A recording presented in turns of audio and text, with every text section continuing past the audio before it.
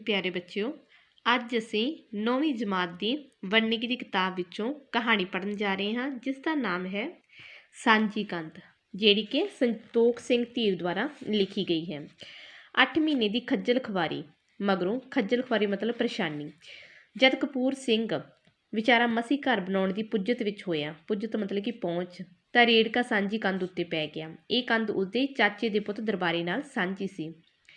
ਪਿਛਲੇ ਵਰ੍ਹੇ ਦੀਆਂ ਬਾਰਿਸ਼ਾਂ ਵਿੱਚ ਕਪੂਰ ਸਿੰਘ ਦਾ ਘਰ ਢਹਿ ਗਿਆ ਸੀ।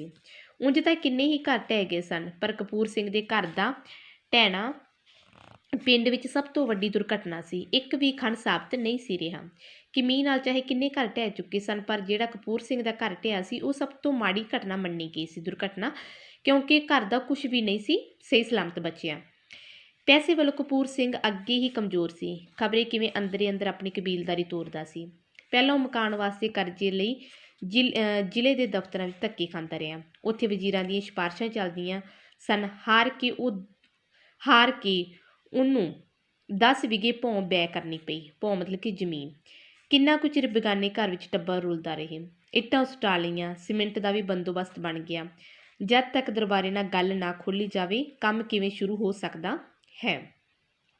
ਕਿ ਕਪੂਰ ਸਿੰਘ ਦੱਸਿਆ ਜਾਂਦਾ ਕਿ ਪੈਸੇ ਪੱਖੋਂ ਪਹਿਲਾਂ ਹੀ ਕਮਜ਼ੋਰ ਸੀ ਅਤੇ ਉਹ ਪਤਾ ਨਹੀਂ ਕਿਸ ਤਰ੍ਹਾਂ ਆਪਣੀ ਕਬੀਲਦਾਰੀ ਤੋਰਦਾ ਸੀ। ਕਰਜ਼ੇ ਲਈ, ਮਕਾਨ ਦੇ ਕਰਜ਼ੇ ਵਾਸਤੇ ਉਹਨੇ ਦਫ਼ਤਰਾਂ ਵਿੱਚ ਕਈ ਵਾਰ ਗਿਆ, ਪਰ ਉਹਦਾ ਕੁਝ ਨਾ ਬਣਿਆ, ਜਿਸ ਕਰਕੇ ਉਸਨੂੰ ਜਿਹੜੀ 10 ਵਿਗੇ ਜ਼ਮੀਨ ਸੀ ਉਹਨੂੰ ਬੈ ਕਰਨੀ ਪਈ ਸੀ। ਸਾਹਮਣੇ ਗਲੀ ਸੀ, ਕਿਸੇ ਦਾ ਰੌਲਾ ਨਹੀਂ। ਸੱਜੇ ਪਾਸੇ ਦੀ ਕੰਧ ਚਾਚੀ ਰਾਮ ਕੌਰ ਨਾਲ ਸਾਂਝੀ ਸੀ। ਕਪੂਰ ਸਿੰਘ ਦੇ ਨਾਲ ਹੀ ਦਰਬਾਰੇ ਦੇ ਘਰ ਦਾ ਵੀ ਕੁਝ ਹਿੱਸਾ ਡਿੱਗ ਪਿਆ ਸੀ, ਜਿਸ ਤੋਂ ਆਪ ਤੰਗ ਸੀ ਅਤੇ ਉਹਨੂੰ ਆਪ ਕੰਧ ਦੀ ਲੋੜ ਸੀ। ਪਿਛਲੇ ਪਾਸੇ ਚੰਨਣ ਸਿੰਘ ਚੀਨੀਏ ਦੀ ਆਬਾਦੀ ਸੀ। ਕਦੇ ਨਾ ਕਦੇ ਉਹਨੇ ਵੀ 2 ਖਣ ਆਬਾਦੀ ਵਿੱਚ ਛੱਤਣੇ ਸਨ, ਇਸ ਲਈ ਉਹਨੇ ਸ਼ਤੀਰ ਧਰਨ ਵੇਲੇ ਅੱਧ ਦੇਣਾ ਮੰਨ ਲਿਆ। ਝਗੜਾ ਸੀ ਤਾਂ ਦਰਬਾਰੇ ਵਾਲੀ ਖੱਬੀ ਬਾਹੀ ਦਾ, ਅਤੇ ਇਹ ਝਗੜਾ ਥੋੜ੍ਹੀ ਕੀਤਿਆਂ ਮੁੱਕਦਾ ਨਹੀਂ ਸੀ ਦਿਸਦਾ। 1-2 ਵਾਰੀ ਕੰਧ ਕਰਨ ਲਈ ਕਪੂਰ ਸਿੰਘ ਨੇ ਦਰਬਾਰੇ ਨੂੰ ਆਖਿਆ, ਪਰ ਉਸਨੇ ਕੋਈ ਹੂੰ-ਹਾਂ ਨਾ ਕੀਤੀ, ਸਗੋਂ ਰੁੱਖਾ ਜਿਹਾ ਜਵਾਬ ਦਿੰਦਿਆਂ ਕਿਹਾ, ਜਦ ਕੰਧਾਂ ਦੇ ਸਮੇਂ ਆਉਣਗੇ ਕੰਧਾਂ ਦੇਖੀਆਂ ਜਾਣਗੀਆਂ। ਪਰ ਕਪੂਰ ਸਿੰਘ ਲਈ ਹੁਣ ਹੋਰ ਸਮਾਂ ਕਦੋਂ ਹੋਣਾ ਸੀ, ਜਿਹੜਾ ਘਰੋਂ ਬੇਘਰ ਹੋਇਆ ਬੈਠਾ ਸੀ। ਕਪੂਰ ਸਿੰਘ ਜਦੋਂ ਵੀ ਦਰਬਾਰੇ ਨੂੰ ਸਾਂਝੀ ਕੰਧ ਬਾਰੇ ਗੱਲ ਕਰਦਾ ਤਾਂ ਉਹ ਕਹਿੰਦਾ ਕਿ ਜਦੋਂ ਕੰਧਾਂ ਦੀ ਵਾਰੀ ਆਏਗੀ ਤਾਂ ਕੰਧਾਂ ਦੇਖੀਆਂ ਜਾਣਗੀਆਂ। ਪਰ ਜਿਹੜਾ ਕਪੂਰ ਸਿੰਘ ਸੀ ਉਸ ਲਈ ਹੋਰ ਇੰਤਜ਼ਾਰ ਕਰਨਾ ਔਖਾ ਸੀ, ਕਿਉਂਕਿ ਉਹ ਘਰੋਂ ਬੇਘਰ ਹੋਇਆ ਫਿਰਦਾ ਸੀ। ਦਰਬਾਰੇ ਵਾਲੀ ਇਹ ਕੰਧ ਵਢਾਰੂਆਂ ਵੇਲੇ ਦੀ ਕੱਚੀ ਅਤੇ ਥਾਂ-ਥਾਂ ਤੋਂ ਗਈ ਹੋਈ ਸੀ। ਕੋਈ ਥਾਂ 'ਤੇ 4-4 ਉਂਗਲ ਦੀਆਂ ਭਗਾਂ ਖੁੱਲ੍ਹੀਆਂ ਹੋਈਆਂ ਸਨ। ਉਂਝ ਵੀ ਥੋਥੜ ਮਤਲਬ ਕਿ ਬੁੱਢੀ ਜਿਹੀ, ਜਿਵੇਂ ਰੇਹੀ ਦੀ ਖਾਧੀ ਹੋਵੇ। ਆਰ-ਪਾਰ ਕਈ ਮੋਰੀਆਂ। ਪਿੰਡ ਕੋਠੜੀ ਦੇ ਸ਼ਤੀਰ ਦੱਬੇ ਹੋਏ ਅਤੇ ਛੱਤ ਝੁਕੀ ਹੋਈ ਸੀ। ਲੋੜ ਅਸਲ ਵਿੱਚ ਦਰਬਾਰੇ ਨੂੰ ਵੀ ਕੰਧ ਦੀ ਓਨੀ ਹੀ ਸੀ ਜਿੰਨੀ ਕਪੂਰ ਸਿੰਘ ਨੂੰ। ਨਵੀਂ ਕੰਧ ਮਾੜੀ ਵੀ ਕਿਸ ਨੂੰ ਰਹਿੰਦੀ ਹੈ, ਪਰ ਬਹਾਨੇ ਲਈ। ਇੱਕ ਲੇਖੇ ਉਹਨੂੰ ਇੱਕ ਕੰਧ ਬਿਨਾਂ ਸਰਦਾ ਵੀ ਸੀ। ਉਹ ਇਹ ਕੰਧ ਬਿਨਾਂ ਸਰਦਾ ਵੀ ਸੀ। ਉਹਦੇ ਕੋਲ 2 ਘਰ ਸਨ। ਇਸ ਪੁਰਾਣੇ ਕੋਠੇ ਵਿੱਚ ਤਾਂ ਉਹਦਾ ਕੱਖ ਕੰਡਾ ਅਤੇ ਡੰਗਰ ਵੱਛਾ ਹੁੰਦਾ ਸੀ। ਆਪ ਉਹ ਇਸ ਤੋਂ ਅਗਲੇ ਘਰ ਵਿੱਚ ਰਹਿੰਦੇ ਸਨ, ਜਿਸ ਦੀ ਹਾਲਤ ਬਹੁਤ ਚੰਗੀ ਸੀ ਅਤੇ ਜੋ ਉਹਨਾਂ ਦੇ ਗੁਜ਼ਾਰੇ ਲਈ ਕਾਫੀ ਸੀ।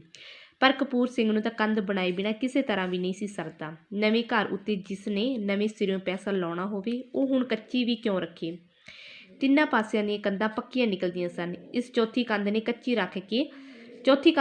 ਰੱਖ ਕੇ ਉਹ ਮਕਾਨ ਦੀ ਜੱਖਣਾ ਵੀ ਕਿਵੇਂ ਪੁੱਟ ਲਵੇ। ਪੱਕੀਆਂ ਕੰਧਾਂ ਉੱਤੇ ਕਦੇ ਚੁਬਾਰੇ ਵੀ ਬਣ ਸਕਦੇ ਹਨ। ਕੱਚੀਆਂ ਅਤੇ ਬੋਦੀਆਂ ਕੰਧਾਂ 'ਤੇ ਅੱਗੇ ਥੋੜ੍ਹੇ ਹੱਥ ਲੱਗੇ ਸਨ। ਜਿਹੜੀ ਸਾਂਝੀ ਕੰਧ ਸੀ ਇਹ ਦੋਨਾਂ ਨੂੰ ਚਾਹੀਦੀ ਸੀ, ਕਪੂਰ ਸਿੰਘ ਅਤੇ ਦਰਬਾਰੇ ਨੂੰ ਵੀ। ਪਰ ਦਰਬਾਰੇ ਦਾ ਇਹ ਕੰਧ ਬਿਨਾਂ ਕੁਝ ਟਾਈਮ ਲਈ ਸਰਦਾ ਸੀ, ਕਿਉਂਕਿ ਉਹਦੇ ਕੋਲ 2 ਘਰ ਸੀ। ਇੱਕ ਘਰ ਵਿੱਚ ਤਾਂ ਉਹ ਕੱਖ ਕੰਡਾ ਅਤੇ ਡੰਗਰ ਵੱਛਾ ਰੱਖਦਾ ਸੀ, ਅਤੇ ਜਿਹੜਾ ਦੂਜਾ ਘਰ ਸੀ ਉਹਦੇ ਵਿੱਚ ਆਪ ਰਹਿੰਦਾ ਸੀ, ਜਿਹੜਾ ਕਿ ਉਹਦੇ ਗੁਜ਼ਾਰੇ ਲਈ ਠੀਕ ਸੀ। ਪਰ ਜਿਹੜਾ ਕਪੂਰ ਸਿੰਘ ਹੈ ਉਹਦਾ ਘਰ ਸਾਂਝੀ ਕੰਧ ਬਿਨਾਂ ਨਹੀਂ ਸੀ ਸਰਦਾ, ਘਰ ਬਿਨਾਂ, ਕਿਉਂਕਿ ਜਿਹੜੀ ਕੰਧ ਸੀ ਉਹ ਦਰਬਾਰੇ ਨਾਲ ਸਾਂਝੀ ਸੀ। ਉਹਦੀ ਰਾਇ ਤੋਂ ਬਿਨਾਂ ਉਹ ਕੰਧ ਢਾਹ ਵੀ ਨਹੀਂ ਸੀ ਸਕਦਾ। ਕਪੂਰ ਸਿੰਘ ਬੜਾ ਤੰਗ ਪਿਆ। ਸ਼ਰੀਕ ਕਹਿੰਦੇ ਹੁੰਦੇ ਨੇ ਮਿੱਟੀ ਦਾ ਵੀ ਬੁਰਾ। ਉਹਨੂੰ ਰਹਿ ਕੇ ਦਰਬਾਰੇ ਉੱਤੇ ਗੁੱਸਾ ਆਉਂਦਾ, ਪਰ ਗੁੱਸੇ ਨਾਲ ਉਹ ਜਾਣਦਾ ਸੀ ਉਹਦਾ ਕੰਮ ਸੌਰਨਾ ਨਹੀਂ। ਚਾਚੀ ਰਾਮ ਕੌਰ, ਚੰਨਣ ਸਿੰਘ ਚੀਨੀਏ ਅਤੇ ਹੋਰ ਕਈਆਂ ਨੂੰ ਉਹਨੇ ਆਖਿਆ ਕਿ ਉਹ ਦਰਬਾਰੇ ਨੂੰ ਜਾ ਕੇ ਸਮਝਾਉਣ, ਪਰ ਦਰਬਾਰਾ ਸੀ ਕਿ ਰੱਸੀ ਦਾ ਸੱਪ ਬਣਿਆ ਬੈਠਾ ਸੀ। ਗਲੀ ਗੁਆਂਢ, ਮਿੱਤਰ ਪਿਆਰਾ ਜਦ ਕਿਸੇ ਨੂੰ ਵੀ ਆਈ ਗਈ ਨਾ ਦਿੱਤੀ ਤਾਂ ਉਹਨੇ ਸੋਚਿਆ ਇੱਕ ਵਾਰ ਫਿਰ ਉਹ ਆਪ ਜਾ ਕੇ ਦਰਬਾਰੇ ਨੂੰ ਸਮਝਾਵੇ, ਖਬਰੇ ਕੋਈ ਗੱਲ ਉਹਦੀ ਅਕਲ ਵਿੱਚ ਆ ਹੀ ਜਾਵੇ। ਕਪੂਰ ਸਿੰਘ ਕਹਿੰਦੇ ਬਹੁਤ ਤੰਗ ਸੀ। ਕਹਿੰਦੇ ਨੇ ਕਿ ਸ਼ਰੀਕ ਮਿੱਟੀ ਦਾ ਵੀ ਮਾੜਾ ਹੁੰਦਾ ਹੈ। ਉਸਨੇ ਕਈਆਂ ਨੂੰ ਕਿਹਾ ਕਿ ਉਹ ਦਰਬਾਰੇ ਨੂੰ ਜਾ ਕੇ ਸਮਝਾਉਣ, ਪਰ ਸਾਰਿਆਂ ਨੇ ਕਿਹਾ ਕਿ ਉਹ ਕਿਸੇ ਦੀ ਗੱਲ ਨਹੀਂ ਮੰਨਦਾ। ਫਿਰ ਕਪੂਰ ਸਿੰਘ ਨੇ ਸੋਚਿਆ ਕਿ ਖੁਦ ਜਾ ਕੇ ਉਹ ਇੱਕ ਵਾਰ ਉਸ ਨਾਲ ਗੱਲ ਕਰੇਗਾ, ਸ਼ਾਇਦ ਹੋ ਸਕਦਾ ਉਹਨੂੰ ਸਮਝ ਆ ਜਾਵੇ। ਅਗਲੀ ਸਵੇਰ ਉਹ ਦਰਬਾਰੇ ਦੇ ਬੂਹੇ ਅੱਗੇ ਥੋੜਾ ਔਲ ਕੇ ਆਵਾਜ਼ ਮਾਰੀ। ਅੰਦਰੋਂ ਕੁੜੀ ਨੇ ਦੱਸਿਆ ਕਿ ਹੁਣੇ ਪਟਵਾਰੀ ਵੱਲ ਨੂੰ ਗਿਆ। ਕਪੂਰ ਸਿੰਘ ਮਗਰੇ ਤੁਰ ਪਿਆ। ਉੱਥੇ ਦੋ ਆਦਮੀਆਂ ਦੇ ਸਾਹਮਣੇ ਗੱਲ ਕਰਨੀ ਯੋਗ ਸਮਝੀ। ਜਾਂਦੇ ਨੂੰ ਅੱਗੇ ਰਾਮ ਰਤਨ ਪਟਵਾਰੀ, ਧੰਮਾ ਸਿੰਘ ਸਰਪੰਚ, ਟੁੰਡਾ ਲੰਬੜਦਾਰ ਤੇ ਇੱਕ ਦੋ ਹੋਰ ਆਦਮੀ ਮੰਜਿਆਂ ਉੱਤੇ ਬੈਠੇ ਸਨ। ਦਰਬਾਰਾ ਪਟਵਾਰੀ ਦੀ ਪੈਂਦ ਬੈਠਾ ਜਿਵੇਂ ਕੁਝ ਲਿਖਵਾ ਰਿਹਾ ਸੀ। ਕਪੂਰ ਸਿੰਘ ਨੇ ਸਾਰਿਆਂ ਨੂੰ ਹੀ ਸਾਂਝੇ ਮੰਨ ਕੇ ਦਰਬਾਰੀ ਨੂੰ ਧੀਰਜ ਨਾਲ ਆਖਿਆ, ਭਾਈ ਦਰਬਾਰਾ ਸਿਆਂ, ਕੰਧ ਦਾ ਫਿਰ ਹੁਣ ਕੀਕਣ ਕਰਨਾ। ਕਪੂਰ ਸਿੰਘ ਦਰਬਾਰੇ ਨਾਲ ਗੱਲ ਕਰਨ ਲਈ ਉਸਦੇ ਘਰ ਜਾਂਦਾ ਹੈ। ਜਦੋਂ ਘਰੇ ਜਾ ਕੇ ਪੁੱਛਦਾ ਤਾਂ ਉਸਦੀ ਕੁੜੀ ਦੱਸਦੀ ਹੈ ਕਿ ਉਹ ਪਟਵਾਰੀ ਵੱਲ ਨੂੰ ਗਿਆ। ਦਰਬਾਰਾ ਵੀ ਉਸਦੇ ਪਿੱਛੇ ਚਲਾ ਜਾਂਦਾ ਹੈ, ਜਿੱਥੇ ਪਟਵਾਰੀ, ਧੰਮਾ ਸਰਪੰਚ, ਟੁੰਡਾ ਲੰਬੜਦਾਰ ਤੇ ਹੋਰ ਵੀ ਇੱਕ ਦੋ ਜਣੇ ਬੈਠੇ ਹੁੰਦੇ ਨੇ। ਕਪੂਰ ਸਿੰਘ ਸਾਰਿਆਂ ਨੂੰ ਸਾਂਝੇ ਬੰਦੇ ਸਮਝ ਕੇ ਉਹਨਾਂ ਸਾਹਮਣੇ ਦਰਬਾਰੇ ਨਾਲ ਗੱਲ ਕਰਦਾ ਹੈ। ਕਿਹੜੀ ਕੰਧ? ਦਰਬਾਰੇ ਨੇ ਪੈਰਾਂ ਉੱਤੇ ਪਾਣੀ ਹੀ ਨਾ ਪੈਣ ਦਿੱਤਾ। ਤੂੰ ਭੁੱਲਿਆ ਹੋਇਆ? ਕਪੂਰ ਸਿੰਘ ਬੋਲਿਆ, ਆਪਣੀ ਸਾਂਝੀ। ਮੈਨੂੰ ਨਹੀਂ ਲੋੜ ਕੰਧ ਕਰਨ ਦੀ। ਓਪਰਿਆਂ ਵਾਂਗ ਦਰਬਾਰੇ ਨੇ ਉਹਦੇ ਵੱਲੋਂ ਮੂੰਹ ਫੇਰ ਕੇ ਹਵਾ ਵਿੱਚ ਖਾਲੀ ਝਾਕਦਿਆਂ ਕਿਹਾ ਕਿ ਉਸਦੀ ਗੱਲ ਵੱਲ ਕੋਈ ਧਿਆਨ ਨਾ ਦਿੱਤਾ। ਜੇ ਤੈਨੂੰ ਲੋੜ ਨਹੀਂ ਤਾਂ ਮੈਨੂੰ ਤਾਂ ਹੈ। ਕਪੂਰ ਸਿੰਘ ਨਿਮਾਣਾ ਜਿਹਾ ਹੋ ਕੇ ਬੋਲਿਆ, ਪਰ ਇਹ ਗੱਲ ਦਰਬਾਰੇ ਦੇ ਨੇੜੇ ਵੀ ਨਾ ਗਈ। ਉਹਨੇ ਹੋਰ ਵੀ ਰੁੱਖੀ ਤਰ੍ਹਾਂ ਕਿਹਾ, ਤੈਨੂੰ ਲੋੜ ਹੈ ਤੂੰ ਕਰ ਲੈ। ਕਪੂਰ ਸਿੰਘ ਬੜੇ ਧੀਰਜ ਨਾਲ ਦਰਬਾਰੇ ਨਾਲ ਗੱਲ ਕਰਦਾ, ਪਰ ਜਿਹੜਾ ਦਰਬਾਰਾ ਉਹ ਪੂਰੀ ਰੁੱਖੇ ਵਿਵਹਾਰ ਨਾਲ ਉਸ ਨਾਲ ਗੱਲ ਕਰਦਾ ਹੈ। ਮੈਂ ਕਿਵੇਂ ਕਰ ਸਕਦਾ ਭਲਾ? ਐਡੀ ਬੜੀ ਕੰਧ, ਕੱਲਾ 40 ਫੁੱਟ ਲੰਮੀ, 14 ਫੁੱਟ ਉੱਚੀ, 1.5 ਇੱਟ ਚੌੜੀ। ਫਿਰ ਮੇਰੇ ਸਿਰ ਆਸਾਨ ਹੈ?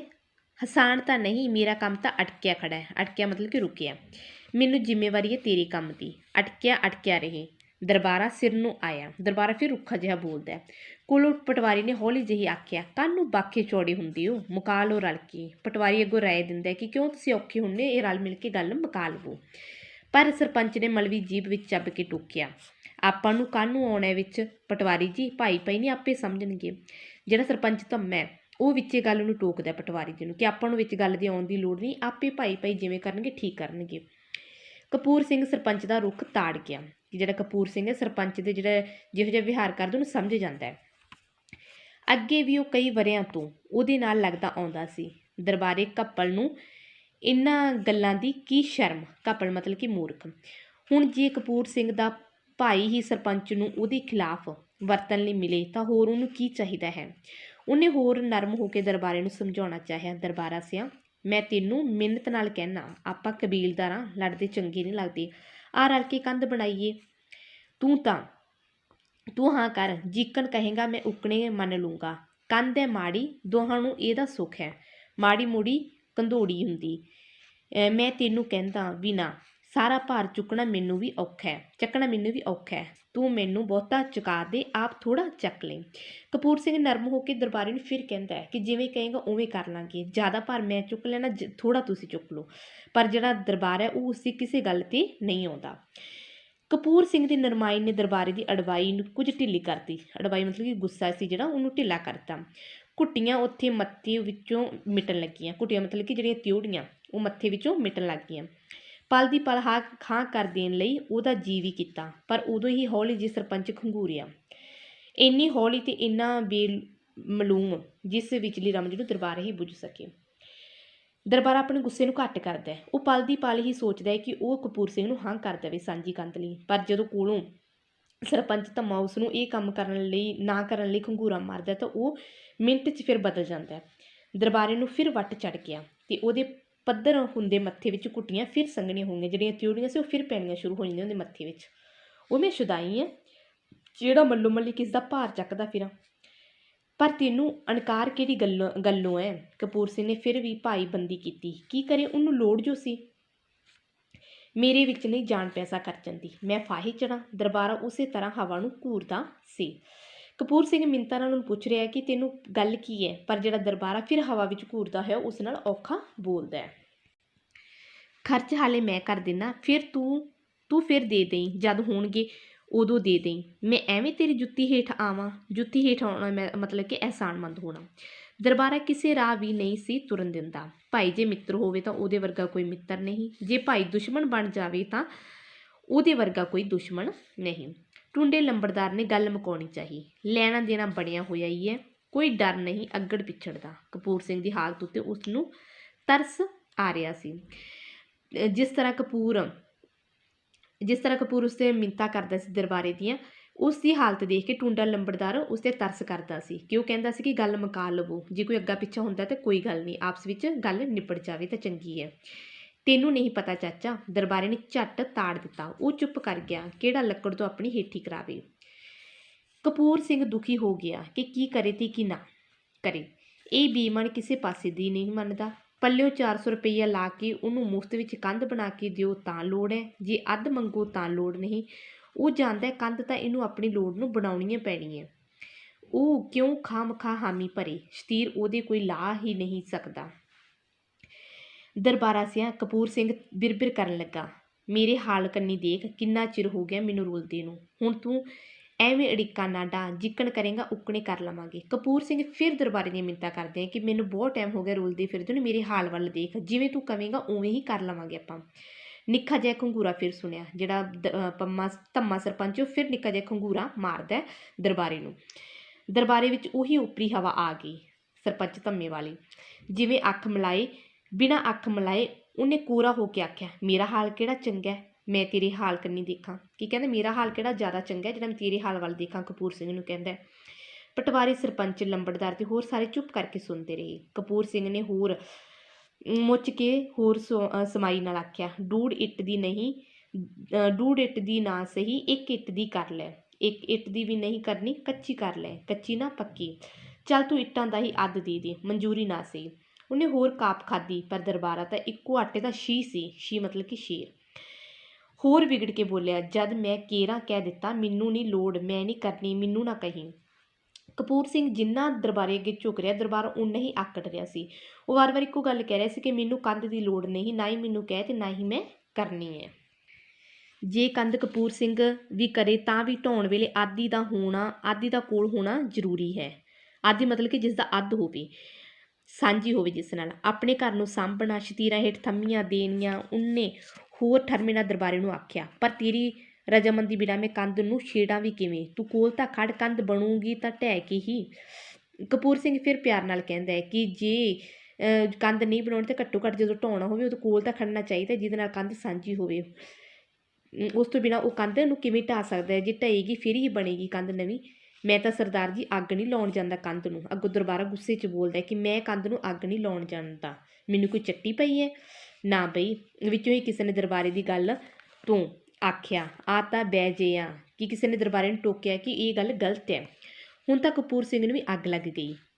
ਇਹਨੂੰ ਕਹਿੰਦੇ ਨੇ ਸ਼ਰੀਕ। ਉਹਦੇ ਦਿਲ ਨੇ ਵਿੱਚ ਆਖਿਆ, ਬੰਦਾ ਕਿੱਥੋਂ ਕੁ ਤੱਕ ਸਬਰ ਕਰੇ।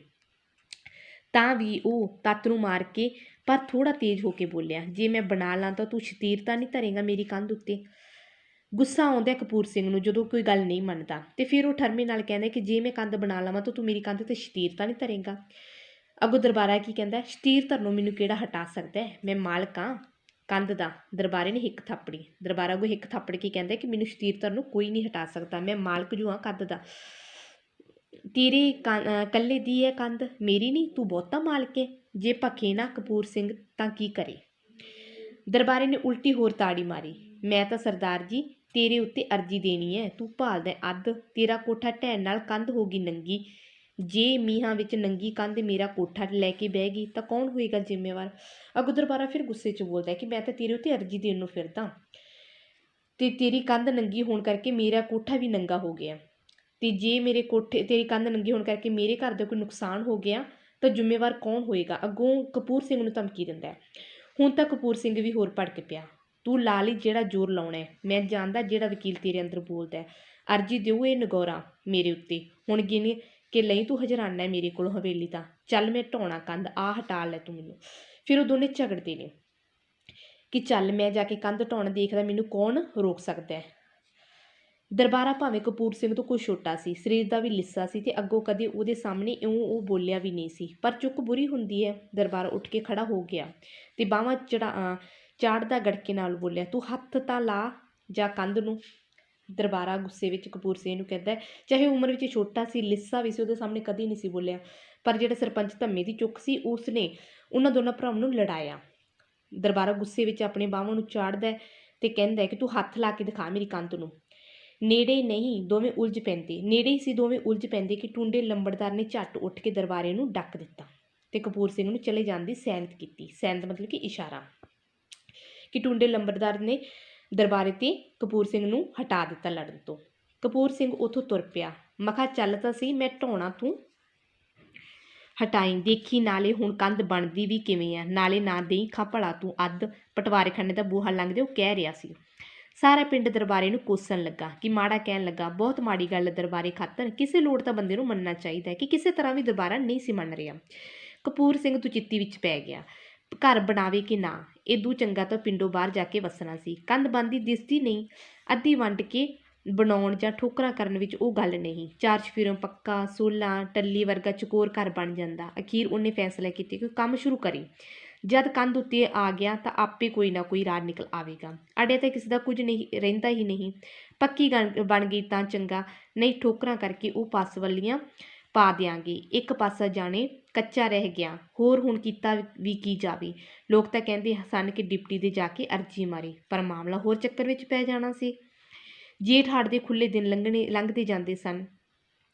ਜੇ ਇਸੇ ਤਰ੍ਹਾਂ ਕਰਦਿਆਂ ਸਿਆਲ ਆ ਗਿਆ ਤਾਂ ਕੰਮ ਰਾਜਾਂ ਤੋਂ ਉੱਜ ਨਹੀਂ ਮੁੱਕਿਆ ਕਰਨਾ, ਤੇ ਨਾਲੇ ਹੁਣ ਤਾਂ ਖੁੰਝਿਆ ਖਬਰੇ ਕਦ ਉੱਤੇ ਆ ਪਵੇ। ਕਪੂਰ ਸਿੰਘ ਤੋਂ ਚਿੱਤੀ 'ਚ ਪੈ ਜਾਂਦਾ ਕਿ ਉਹ ਘਰ ਬਣਾਵੇ ਕਿ ਨਾ ਬਣਾਵੇ। ਇਹਦੇ ਨਾਲ ਚੰਗਾ ਕਿ ਪਿੰਡੋਂ ਬਾਹਰ ਜਾ ਕੇ ਕਿਤੇ ਵੱਸ ਜਾਵੇ। ਪਰ ਫਿਰ ਉਹ ਸੋਚਦਾ ਕਿ ਉਹ ਕੰਮ ਨੂੰ ਸ਼ੁਰੂ ਕਰੇ, ਕਿ ਜਦੋਂ ਕੰਧ 'ਤੇ ਗੱਲ ਆਏਗੀ ਤਾਂ ਦੇਖੀ ਜਾਏਗੀ। ਜੇਠ ਹਾੜ ਦੇ ਖੁੱਲ੍ਹੇ ਦਿਨ ਨੇ, ਇਹਨਾਂ ਦਿਨਾਂ ਵਿੱਚ ਕੰਮ ਨਿਬੜ ਜਾਂਦਾ ਹੈ ਅਤੇ ਅੱਗੇ ਸਿਆਲ ਦੇ ਦਿਨਾਂ ਵਿੱਚ ਕੰਮ ਜ਼ਿਆਦਾ ਨਿਬੜਦਾ ਨਹੀਂ, ਅਤੇ ਇੱਕ ਵਾਰੀ ਜਿਹੜਾ ਵੇਲਾ ਲੰਘ ਜਾਵੇ ਦੁਬਾਰਾ ਹੱਥ ਆਉਂਦਾ ਨਹੀਂ। ਕੰਮ ਸ਼ੁਰੂ ਹੋ ਗਿਆ। ਚਾਚੀ ਰਾਮ ਕੌਰ ਵਾਲੀ ਕੰਧ ਢਾਹ ਕੇ ਮਜ਼ਦੂਰ ਨੀਹਾਂ ਕੱਢਣ ਲੱਗੇ। 3 ਦਿਨਾਂ ਵਿੱਚ ਕੰਧ ਸਿਰੇ ਜਾ ਲੱਗੀ। ਦਲਾਨ ਬਰਾਂਡਾ ਰਸੋਈ ਤੇ ਹੋਰ ਸਾਰੀਆਂ ਨੀਹਾਂ ਭਰੀਆਂ ਗਈਆਂ। ਬੈਠਕ ਦੀਆਂ ਕੰਧਾਂ ਉੱਠਣ ਲੱਗੀਆਂ। ਬੂਹਿਆਂ ਬਾਰੀਆਂ ਦੀਆਂ ਚੁਗਾਠਾਂ ਖੜੀਆਂ ਹੋ ਗਈਆਂ। 10 ਦਿਨਾਂ ਵਿੱਚ ਥਾਂ ਦਾ ਹੁਲੀਆ ਬਦਲ ਗਿਆ ਤੇ ਮੁਕਾਬਲੇ ਦੀ ਚਾਚੀ ਰਾਮ ਕੌਰ ਵਾਲੀ ਪੱਕੀ ਕੰਧ ਸਾਹਮਣੇ ਦਰਬਾਰੇ ਦੀ ਕੱਚੀ ਕੰਧ ਹੁਣ ਬੁਰੀ ਦਿਸਣ ਲੱਗੀ। ਆਉਂਦਾ ਜਾਂਦਾ ਹਰ ਕੋਈ ਆਖੇ ਹੁਣ ਇਹ ਵੀ ਦਲਿੱਦਰ ਕੱਢ ਕੇ ਛੱਡਿਓ, ਕਿ ਕੰਮ ਸ਼ੁਰੂ ਹੋ ਗਿਆ।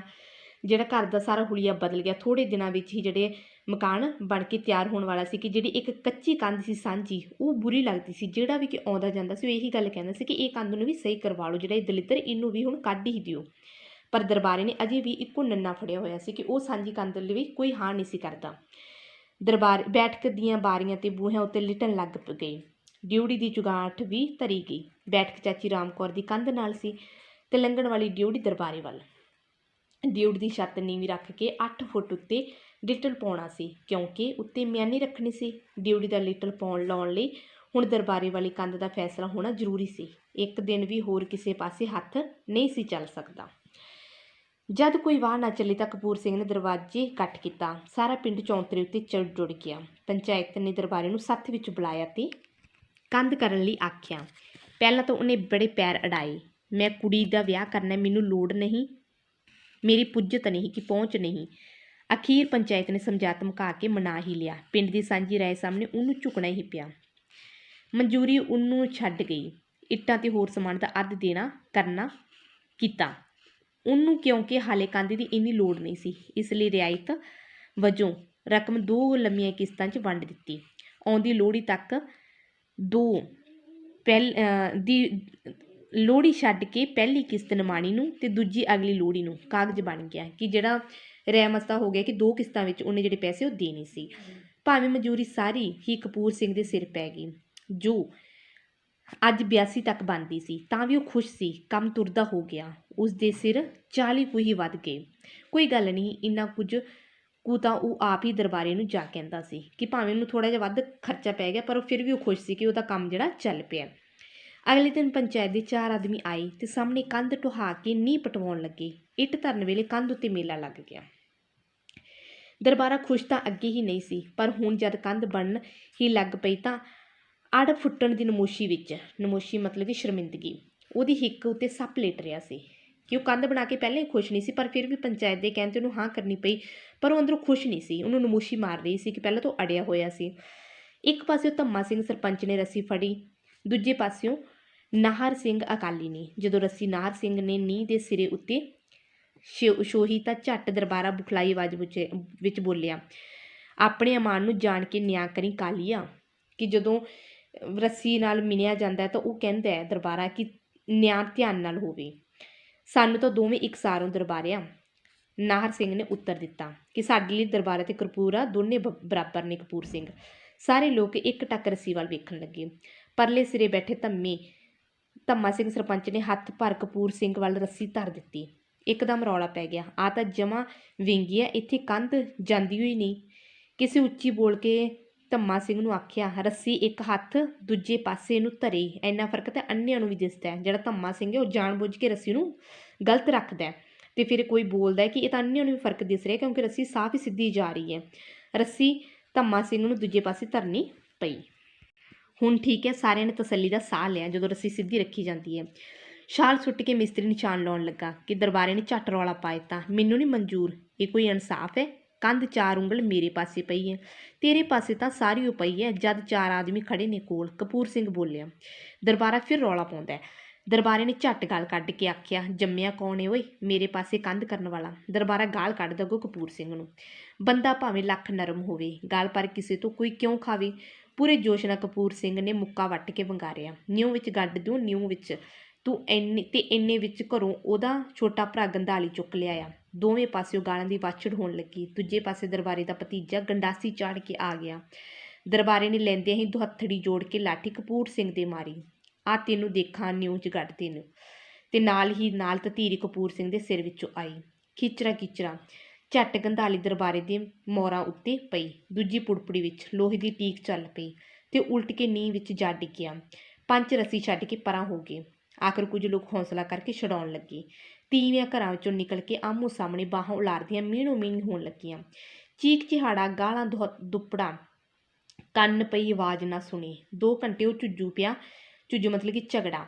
ਉਹ ਰੁੱਧ ਛਣਿਆ ਕਿ ਲੋਕੀ ਕੰਨਾਂ ਉੱਤੇ ਹੱਥ ਧਰ ਰੂਦ ਛਿਣਿਆ ਮਤਲਬ ਕਿ ਗਾਲਾਂ ਕੱਢਣੀਆਂ। ਕਿ ਦੱਸਿਆ ਜਾਂਦਾ ਹੈ ਕਿ ਕਿਸ ਤਰ੍ਹਾਂ ਕਿ ਜਦੋਂ ਉਹਨਾਂ ਦੀ ਲੜਾਈ ਗਾਲ ਤੋਂ ਕੰਮ ਵੱਧ ਜਾਂਦਾ ਕਿ ਇੱਕ ਦੂਜੇ ਨੂੰ ਗਾਲਾਂ ਕੱਢਦੇ ਨੇ, ਫਿਰ ਇੱਕ ਦੂਜੇ ਦੇ ਸਿਰ 'ਚ ਵੱਜਦੀ ਹੈ। ਕਪੂਰ ਸਿੰਘ ਦੇ ਪੁੜਪੜੀ 'ਚ ਵੱਜਦੀ, ਖੂਨ ਵਗਣ ਲੱਗ ਜਾਂਦਾ ਨਾ, ਦਰਬਾਰੇ ਦੀ ਪੁੜਪੜੀ 'ਚ ਵੱਜਦੀ ਜਿਹਦੇ ਨਾਲ ਖੂਨ ਵਗਣਾ ਸ਼ੁਰੂ ਹੋ ਜਾਂਦਾ ਹੈ। ਅਤੇ ਇਸੇ ਤਰ੍ਹਾਂ ਕਹਿਣ ਦਾ ਮਤਲਬ ਕਾਫੀ ਰੌਲਾ ਪੈਂਦਾ ਹੈ। ਜਨਾਨੀਆਂ ਬਾਹਰ ਨਿਕਲ ਕੇ ਮਿਹਣੋ ਮਿਹਣੀ ਹੋਣ ਲੱਗ ਜਾਂਦੀਆਂ ਨੇ ਅਤੇ ਲੋਕ ਡਰਦੇ ਕੋਈ ਅੱਗੇ ਨਹੀਂ ਆਉਂਦੇ, ਪਰ ਫਿਰ ਵੀ ਕੁਝ ਲੋਕ ਹੌਸਲਾ ਕਰਕੇ ਉਹਨਾਂ ਨੂੰ ਛਡਾਉਂਦੇ ਨੇ ਲੜਦਿਆਂ ਨੂੰ। ਇਸ ਤੋਂ ਮਗਰੋਂ ਕੁਝ ਦਿਨ ਪਾ ਕੇ ਕੰਧ ਤਾਂ ਬਣ ਗਈ, ਜਿਹੋ ਜਿਹੀ ਚਾਹੀਦੀ ਸੀ ਉਹੋ ਜਿਹੀ ਬਣ ਗਈ, ਪਰ ਜਿਉਣ ਦਾ ਹੱਜ ਕੋਈ ਨਾ ਰਿਹਾ। ਜਿਹੜੀ ਗੱਲ ਦਾ ਡਰ ਸੀ ਉਹ ਹੋ ਕੇ ਹਟੀ। ਦੋਹਾਂ ਧਿਰਾਂ ਦੀਆਂ ਜ਼ਮਾਨਤਾਂ ਹੋ ਗਈਆਂ। ਦਿਲਾਂ ਵਿੱਚ ਪਾਟਕ ਪੈ ਗਏ। ਬੋਲਚਾਲ ਜਾਂਦੀ ਰਹੀ। ਪੁਸਤਾਂ ਲਈ ਵੈਰ ਖੜਾ ਹੋ ਗਿਆ। ਕਹਿੰਦੇ ਕਿ ਕੰਧ ਤਾਂ ਬਣ ਗਈ ਪਰ ਉਹ ਗੱਲ ਨਾ ਰਹੀ। ਜਿਹੜੀ ਗੱਲ ਦਾ ਡਰ ਸੀ ਉਹ ਗੱਲ ਹੋ ਗਈ। ਪੁਸਤਾਂ ਦਾ ਵੈਰ ਬਣ ਗਿਆ, ਜ਼ਮਾਨਤਾਂ ਹੋ ਗਈਆਂ, ਬੋਲਚਾਲ ਬੰਦ ਹੋ ਗਈ।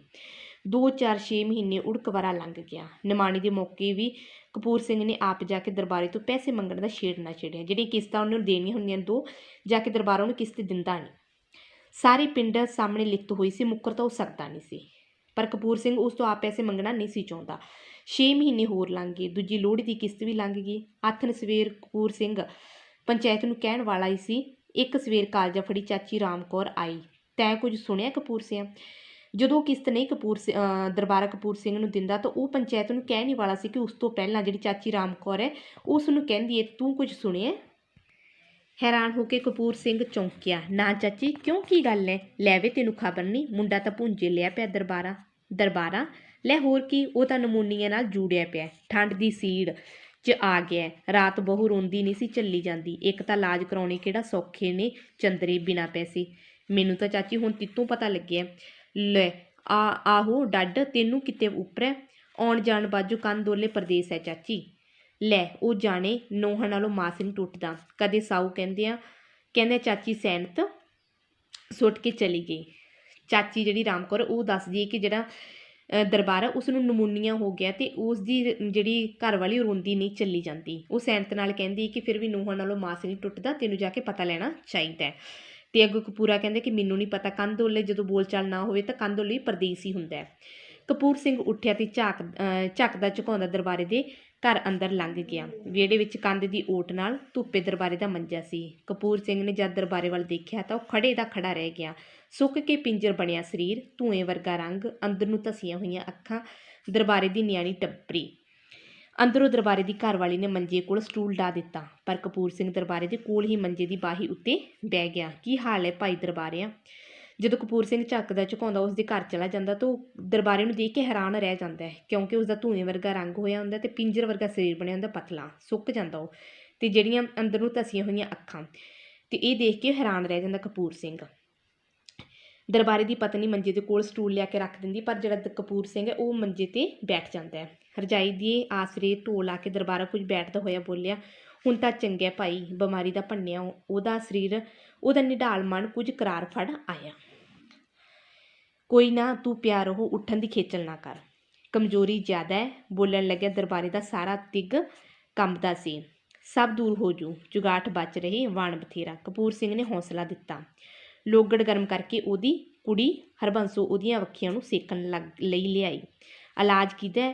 ਕਪੂਰ ਸਿੰਘ ਨੇ ਪੁੱਛਿਆ। ਇਲਾਜ? ਦਰਬਾਰਾ ਅੱਗੋਂ ਚੁੱਪ ਕਰ ਗਿਆ।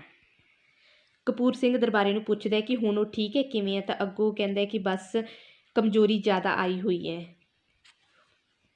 ਕਪੂਰ ਸਿੰਘ ਅੱਗੋਂ ਹੌਸਲਾ ਦਿੰਦਿਆਂ ਹੋਇਆ ਕਹਿੰਦਾ, ਚੁਗਾਠ ਬਚ ਜੇ, ਵਾਣ ਬਥੇਰਾ। ਇਹਦਾ ਮਤਲਬ ਹੈ ਕਿ ਜ਼ਿੰਦਗੀ ਵੀ ਬਚ ਰਹੇ, ਬਾਕੀ ਕਿਸੇ ਚੀਜ਼ ਦਾ ਘਾਟਾ ਨਹੀਂ। ਹੌਸਲਾ ਦਿੰਦਾ ਕਪੂਰ ਸਿੰਘ ਦਰਬਾਰੇ ਨੂੰ। ਇਲਾਜ ਕਿਸੇ ਦਾ ਵੀ ਨਹੀਂ ਸੀ। ਘਰਾਂ ਦੇ ਇਲਾਜ ਵੀ ਕੋਈ ਇਲਾਜ ਹੁੰਦੇ ਹਨ। ਕਪੂਰ ਸਿੰਘ ਤੋਂ ਲੁਕਿਆ ਕੀ ਸੀ? ਇੱਕ ਦੂਜੇ ਦੇ ਘਰ ਦੀ ਹਾਲਤ ਤੋਂ ਜਾਣਦੇ ਹੀ ਸਨ। ਕਪੂਰ ਸਿੰਘ ਨੇ 10 ਰੁਪਏ ਦਾ ਨੋਟ ਕੱਢ ਕੇ ਦਰਬਾਰੇ ਦੀ ਜੇਬ ਵਿੱਚ ਪਾ ਦਿੱਤਾ। ਮੈਂ ਜਾ ਕੇ ਮੰਡੀਓਂ ਡਾਕਟਰ ਨੂੰ ਭੇਜਦਾ। ਦਰਬਾਰੇ ਦੇ ਮਨ ਵਿੱਚ ਹੂਕ ਉੱਠੀ, ਮੈਂ ਤਾਂ ਤੇਰੇ ਅੱਗੇ ਹੀ ਵੀ ਪੈਸੇ ਦੇਣੇ ਆ ਬਾਈ, ਕੰਧ ਵਾਲੇ। ਤੂੰ ਹਾਲੇ ਤਕੜਾ ਹੋ, ਦਿੰਦਾ ਰਹੀ ਪੈਸੇ ਸਾਲਿਆਂ ਦੇ ਨਾਲ ਜਾਣੇ। ਦਰਬਾਰੇ ਦੀਆਂ ਅੱਖਾਂ ਸਿਮ ਆਈਆਂ। ਥੋੜ੍ਹੇ ਚਿਰ ਪਿੱਛੋਂ ਭਰੇ ਹੋਏ ਗੱਚ ਨਾਲ ਧੀਮਾ ਹੋ ਕੇ ਬੋਲਿਆ, ਮਕਾਨ ਦਾ ਕੰਮ ਚੜ੍ਹ ਗਿਆ ਸਿਰੇ, ਥੋੜ੍ਹਾ ਜਿਹਾ ਟੀਪ ਟੱਲਾ ਰਹਿੰਦਾ, ਸੀਮਿੰਟ ਥੁੜ ਗਿਆ। ਦਰਬਾਰੇ ਨੂੰ ਜਦੋਂ 10 ਰੁਪਏ ਕੱਢ ਕੇ ਕਪੂਰ ਸਿੰਘ ਫੜਾਉਂਦਾ ਤਾਂ ਉਹ ਕਹਿੰਦਾ ਹੈ ਕਿ ਨਹੀਂ, ਮੈਂ ਤਾਂ ਤੇਰੇ ਪਹਿਲਾਂ ਵੀ ਪੈਸੇ ਦੇਣੇ ਨੇ। ਅਤੇ ਕਪੂਰ ਸਿੰਘ ਕਹਿੰਦਾ, ਕੋਈ ਗੱਲ ਨਹੀਂ, ਪੈਸੇ ਕਿਹੜਾ ਨਾਲ ਜਾਣੇ ਨੇ, ਮੈਂ ਮੰਡੀਓਂ ਜਾ ਕੇ ਤੇਰੇ ਲਈ ਡਾਕਟਰ ਵੀ ਭੇਜਦਾ। ਦਰਬਾਰੇ ਦੀਆਂ ਅੱਖਾਂ ਵਿੱਚ ਹੰਝੂ ਸੀ। ਉਹ ਫਿਰ ਹੌਸਲੇ ਨਾਲ ਪੁੱਛਦਾ ਕਿ ਜਿਹੜਾ ਤੇਰਾ ਮਕਾਨ ਹੈ ਕਪੂਰ ਸਿੰਘ, ਉਹ ਸਿਰੇ ਚੜ੍ਹ ਗਿਆ? ਅਤੇ ਅੱਗੋਂ ਕਪੂਰ ਸਿੰਘ ਕਹਿੰਦਾ ਕਿ ਬਸ ਥੋੜ੍ਹਾ ਜਿਹਾ ਰਹਿ ਗਿਆ ਟੀਪ ਟੱਲਾ, ਸੀਮਿੰਟ ਥੁੜ ਗਿਆ ਸੀ ਇਸ ਕਰਕੇ। ਮੈਨੂੰ ਤਾਂ ਸਹੁਰਾ ਸਰਪੰਚ ਭਖਾਉਂਦਾ ਰਿਹਾ, ਨਹੀਂ ਤਾਂ ਮੈਂ ਕਿਹੜਾ ਤੇਰਾ ਦੋਖੀ ਸੀ। ਅੱਗੋਂ ਫਿਰ ਦਰਬਾਰਾ ਨੂੰ ਸੱਚ ਦੱਸਦਾ ਕਪੂਰ ਸਿੰਘ ਨੂੰ ਕਿ ਮੈਂ ਤੇਰਾ ਕੋਈ ਦੋਖੀ ਨਹੀਂ ਸੀ, ਦੁਸ਼ਮਣ ਨਹੀਂ ਸੀ। ਮੈਨੂੰ ਤਾਂ ਸਰਪੰਚ ਧੰਮੇ ਨੇ ਤੇਰੇ ਖਿਲਾਫ ਭੜਕਾਇਆ ਹੋਇਆ ਸੀ। ਹੁਣ ਤੂੰ ਇਹਨਾਂ ਗੱਲਾਂ ਨੂੰ ਮਨ 'ਤੇ ਨਾਲ ਲਿਆ, ਜੇ 4 ਭਾਂਡੇ ਹੋਣਗੇ ਤਾਂ ਖੜਕਣਗੇ। ਕਪੂਰ ਸਿੰਘ ਹੌਸਲਾ ਦਿੰਦਾ ਕਿ ਤੈਨੂੰ ਇਹ ਗੱਲਾਂ ਪਿਛਲੀਆਂ ਛੱਡ ਦੇਣੀਆਂ ਚਾਹੀਦੀਆਂ ਨੇ। ਜੇ 4 ਭਾਂਡੇ ਹੋਣਗੇ ਤਾਂ ਉਹ ਖੜਕਣਗੇ ਜ਼ਰੂਰ। ਹਾੜ ਦਾ ਬੱਸੋ ਦਾ ਵਿਆਹ ਦੇ ਦਈਏ। ਦਰਬਾਰੇ ਦੇ ਲੂਣ ਵਿੱਚ ਆਪਣਤ ਜਾਗ ਪਈ। ਆਪਣਤ ਮਤਲਬ ਕਿ ਆਪਣਾਪਣ। ਦਰਬਾਰਾ ਕਪੂਰ ਸਿੰਘ ਨੂੰ ਕਹਿੰਦਾ ਕਿ ਆਪਾਂ ਆਪਣੀ ਕੁੜੀ ਦਾ ਵਿਆਹ, ਜਿਹੜੀ ਬੱਸੋ ਹਰਬੰਸ ਕੌਰ, ਇਹਦਾ ਵਿਆਹ ਆਪਾਂ ਹਾੜ ਦੇ ਮਹੀਨੇ ਦੇ ਦਈਏ। ਕਪੂਰ ਸਿੰਘ ਨੂੰ ਪੁੱਛਦਾ, ਕੋਈ ਡਰ ਨਹੀਂ, ਜਿਹੜਾ ਭਾਰ ਸਿਰੋਂ ਲੈ ਜਾਵੇ ਚੰਗਾ। ਕਪੂਰ ਸਿੰਘ ਹੌਸਲੇ ਨਾਲ ਕਹਿੰਦਾ ਕਿ ਕੋਈ ਗੱਲ ਨਹੀਂ, ਆਪਾਂ ਵਿਆਹ ਦੇ ਦਿੰਦੇ ਹਾਂ, ਜਿਹੜਾ ਭਾਰ ਸਿਰ ਤੋਂ ਲੈ ਜਾਵੇ ਉਸ ਵਰਗੀ ਕੋਈ ਰੀਸ ਨਹੀਂ। ਤੂੰ ਆਏਂਗਾ ਜਿੱਕਣ ਤੂੰ ਕਹੀਂ। ਦਰਬਾਰੇ ਨੇ ਕੰਬਦੇ ਹੱਥਾਂ ਵਿੱਚ ਕਪੂਰ ਸਿੰਘ ਦਾ ਹੱਥ ਫੜ ਕੇ ਆਖਿਆ, ਤੇਰੇ ਬਿਨਾਂ ਬਾਈ ਮੈਂ ਕਾਹਦੇ ਜੋਗਾ। ਉਹਦੇ ਬੁੱਲ ਫਰਕਣ ਲੱਗੇ ਅਤੇ ਅੱਖਾਂ ਵਿੱਚ ਪਰਲ ਪਰਲ ਹੰਝੂਆਂ ਦੀਆਂ ਧਾਰਾਂ ਫੁੱਟ ਪਈਆਂ। ਉਹ ਤੂੰ ਦਿਲ ਰੱਖ ਵੀਰ, ਮੈਂ ਤੇਤੋਂ ਨਾਬਰ ਤਾਂ ਨਹੀਂ। ਕਪੂਰ ਸਿੰਘ ਨੇ ਮਸੀਂ ਇਹ ਬੋਲ ਆਖੇ। ਹੰਝੂਆਂ ਦੀਆਂ ਧਾਰਾਂ ਹੁਣ ਉਹਦੇ ਚਿਹਰੇ ਵਿੱਚੋਂ ਵੀ ਵਗ ਪਈਆਂ ਸਨ। ਦਰਬਾਰੇ ਨੇ ਕਪੂਰ ਸਿੰਘ ਦੇ ਹੱਥਾਂ ਵਿੱਚ ਆਪਣਾ ਹੱਥ ਲਿਆ ਅਤੇ ਉਹਨਾਂ ਵਿੱਚ ਆਪਣਤ ਜਿਹੀ ਮਹਿਸੂਸ ਕੀਤੀ। ਦੋਨਾਂ ਦੀਆਂ ਅੱਖਾਂ ਵਿੱਚ ਹੰਝੂ ਜਿਹੜੇ ਸੀ ਪਰਲ ਪਰਲ ਵਗਣੇ ਸ਼ੁਰੂ ਹੋ ਗਏ। ਅਤੇ ਇਹ ਸੀ ਬੇਟਾ ਆਪਣੀ ਜਿਹੜੀ ਕਹਾਣੀ ਹੈ ਸਾਂਝੀ ਕੰਧ, ਇਹਦਾ ਸਾਰ। ਉਮੀਦ ਹੈ ਕਿ ਸਮਝ ਆਈ ਹੋਵੇਗੀ। Thank you.